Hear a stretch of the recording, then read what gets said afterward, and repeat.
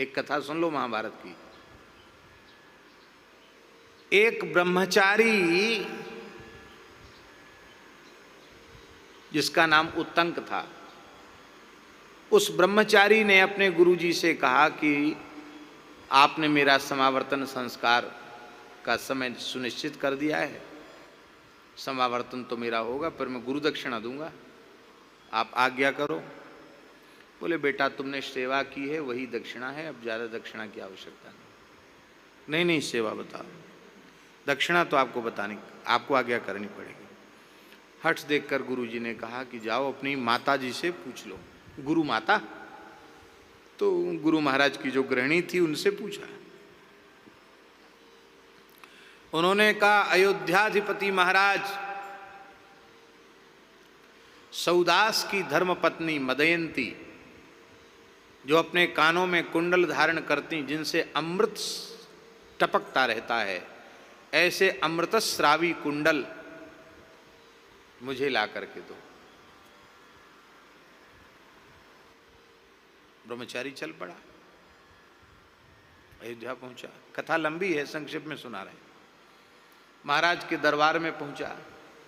महाराज ने बटुक ब्रह्मचारी का आदर किया, स्वागत किया। बोले आप स्नातक लगते हैं, आपका अध्ययन पूर्ण हो चुका है? बोले हम समावर्तन की तैयारी में हैं, गुरुजी को दक्षिणा चुकाना है, आपकी धर्मपत्नी के कुंडल हमको चाहिए। बोले उसके लिए आपको मेरे पास आने की आवश्यकता नहीं। महारानी मदयंती बहुत अधिक ब्राह्मणों की भक्ता है, कभी किसी याचक को उन्होंने आज तक निराश नहीं किया। आप उनके, वो तो कोई भी वस्तु मांगने पर दे देंगे, ब्राह्मणों को मना संभव नहीं। आप चले जाइए। उन्होंने कहा अंतःपुर में, माने अंतःपुर में सब लोग नहीं जाते ना। उन्होंने कहा कि ब्राह्मणों के लिए, ऋषियों के लिए, संतों के लिए अंतःपुर में प्रवेश की रोक, आप जैसे ब्राह्मण किसी भी समय जा सकते, आप जाइए। ब्रह्मचारी गया तो उसको महल में महारानी ही नहीं दिखाई पड़ी। उसने आकर कहा महाराज वहां तो महारानी जी है ही नहीं। उन्होंने कहा कि जरूर तुम्हारे शरीर में कोई अपवित्रता होगी, इसलिए तुम्हें महारानी का दर्शन नहीं हुआ। वह इतनी पवित्र आत्मा है कि अशुद्ध अवस्था वाला व्यक्ति उसका दर्शन नहीं कर सकता। अब वो सोचने लगे कि मैं वेद पाठ करने वाला, अग्नि की, गाय की, गुरु की उपासना करने वाला, संध्योपासना करने वाला, गायत्री का जप करने वाला, बहुत पवित्र रहने वाला, मैं भला कौन सा अपवित्र हो गया जिससे महारानी का मुझे दर्शन नहीं हुआ।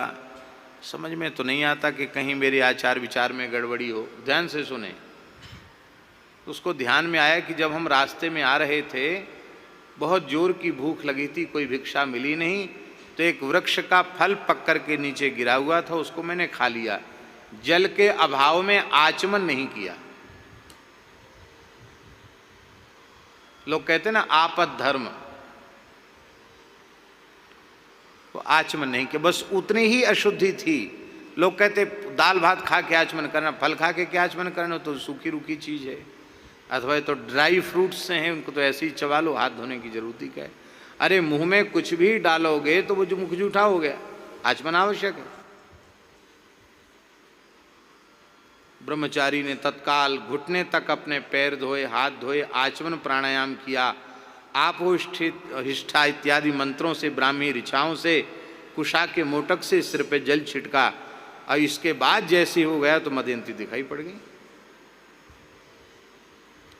इस कथा के सुनाने का प्रयोजन ये है कि एक परम पवित्र ऋषि कुमार को, एक त्रिकाल संध्योपासन करने वाले शौचाचार संपन्न वेद पाठी अग्नि के उपासक ब्राह्मण को एक महारानी का दर्शन नहीं हुआ इतनी सी शुद्धि में। और जो शौचाचार को बिल्कुल तिलांजलि दे देते हैं, वो कहें कि हमें देवी देवताओं के दर्शन होने लग जाएं, हमें सिद्धों के दर्शन होने लग जाएं, हमें भगवान के दर्शन होने लग जाएं, संभव नहीं है। भूत प्रेत भले ही दिख जाए, भगवान नहीं दिखेंगे।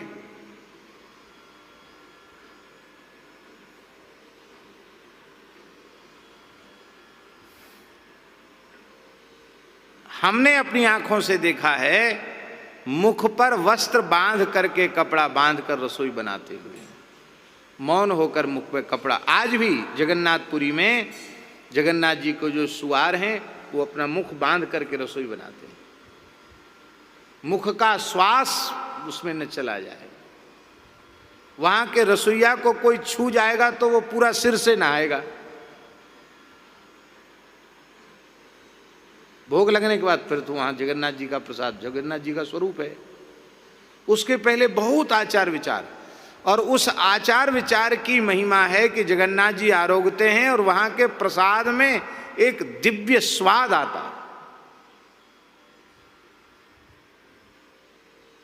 और एक विशेष बात बता दें, छौंक बघार नहीं लगता जगन्नाथ जी को, छौंक नहीं लगता, बघार नहीं लगता, ऐसे ही उबाल दिया जाता है सब कुछ डाल के। और उसमें कितना स्वाद आता है।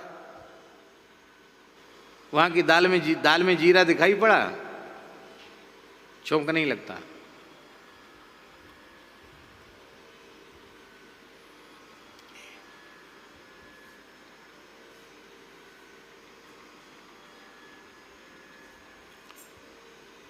सबसे पहले पंचगव्य की अनिवार्यता है। पंचगव्य नहीं मिल रहा है महाराज जी।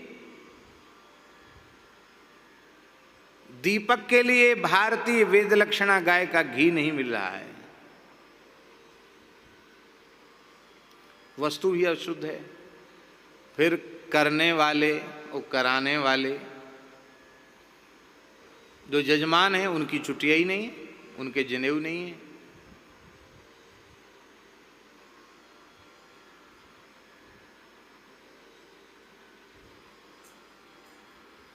बुला लो सबको पूर्णाहुति में, सब आ गए। छोटे छोटे बच्चे, नाक बह रही है, अंगूठा चूस रहे हैं, उंगलियां चूस रहे हैं, उन्हीं के हाथ में साकले दे, स्वाहा। राक्षस भले ही ले जाएं उस आहुति को, देवता तो लेंगे नहीं। जो यज्ञोपवीतधारी नहीं है, शिखा सूत्र जिसके नहीं है, उसे आहुति देने का विधान नहीं है। इसलिए स्त्रियों को आहुति देना मना है, क्योंकि वो यज्ञोपवीत धारण नहीं करती, उनके शिखा सूत्र नहीं है। चतुर्थ वर्ण को इसलिए निषिद्ध है, शिखा, उनको यज्ञ सूत्र नहीं है।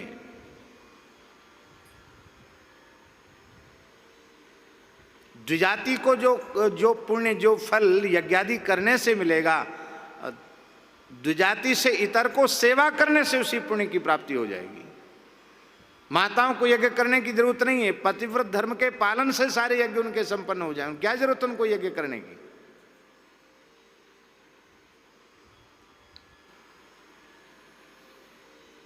करने वालों की ये स्थिति है। पैंट पहने, पजामा पहने, कहां से चले आए, कैसे चले आए, वो सब यज्ञ करने के लिए तैयार हैं। क्या करें महाराज, हम तो बहुत पैसा खर्च किया, हमारा तो अनुष्ठान ही सफल नहीं हुआ। अरे सफल कहां से होवे।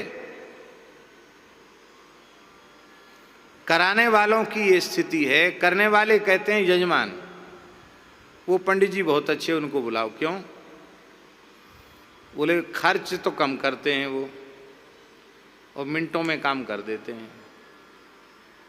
इसका मतलब क्या हुआ कि खर्च तो कम लगा और घंटों का काम मिनटों में हो गया। इसका मतलब कुछ हुआ ही नहीं। इसका सीधा साधा मतलब क्या है? कुछ हुआ ही नहीं।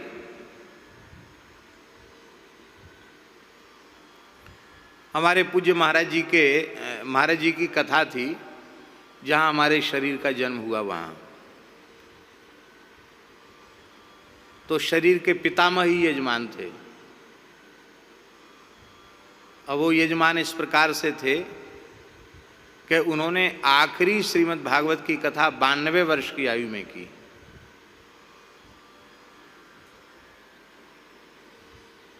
और तब तक स्वयं पूरा पाठ और पूरी कथा 11-12 घंटे मेहनत करते थे वो। हमने अपनी आंखों से देखा है। और इतनी मेहनत करने के बाद भी साथ वाले ब्राह्मण के हाथ का छुआ नहीं खाते थे। कच्चा पक्का तो खा लेंगे उसके हाथ का, एक समय फलाहार एक समय पक्का, कच्चा तो खुद ही बनाना पड़ेगा। दूसरे ब्राह्मण का, साथ वाले ब्राह्मण का भी छुआ वो नहीं खाते थे। और आखिरी कथा जब उनकी हुई तो वृद्ध शरीर था, 10वें स्कंद तक भागवत का मूल पाठ कर पाए, 2 स्कंद छूट गए और समय पूरा हो गया, 8 दिन पूरे हो गए।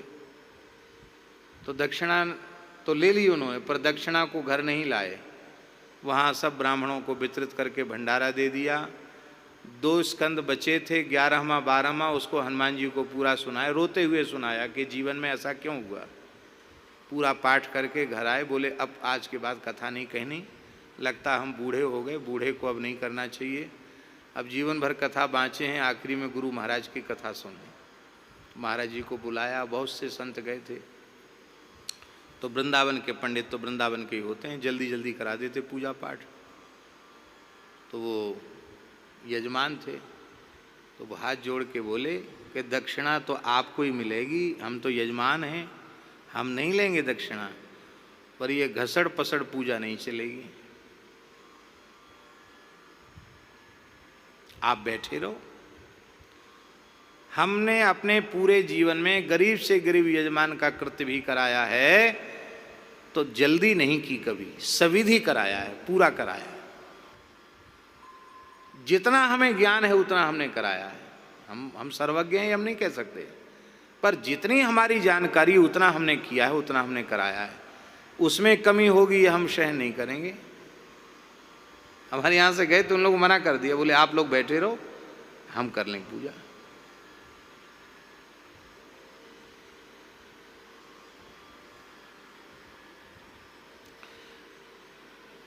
हमें पूजा में अधिक समय न लग जाए और हमारा धन खर्च न हो जाए, ये हमारी वासना भावना बनी हुई है, तो हमारा पूजा पाठ सफल कैसे होगा।